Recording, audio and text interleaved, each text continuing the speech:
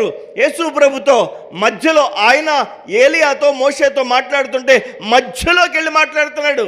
యేసు ప్రభువా, ఇదిగో ఇక్కడ భలే ఉంది, ఇక్కడే ఉండిపోదాం, ఇక్కడ మోషేకి ఒకటి, ఏలియాకి ఒకటి, నీకొకటి పర్ణశాలలు కట్టేస్తాం, ఇక్కడే ఉండిపోదాం అని చెప్పి పేతురు చెప్తున్నాడు. యేసు ప్రభు ఈ లోకం మీదకి పర్ణశాల కట్టుకుని ఉండడానికి వచ్చాడా? అందుకు కాదు కదా. పేతురికి అర్థం కాలేదు.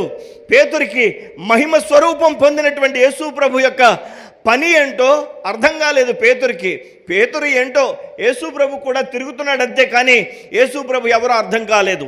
నేటి సమాజంలో కూడా యేసు ప్రభుని నమ్ముకున్నారు, కానీ యేసు ప్రభుని వెంబడిస్తున్నారు, కానీ ఎందుకు యేసు ప్రభుని వెంబడిస్తున్నారో తెలియకుండానే వెంబడిస్తున్నారు. ఈ లోకంలో దేవుడు ఏదో మేలు చేస్తాడట అనే దానికి వెంబడిస్తున్నారు, కానీ మనం మరణిస్తే మన యొక్క ఆత్మ నిత్యరాజ్యంలో వారసత్వం యేసుక్రీస్తు ద్వారా దొరుకుతుంది.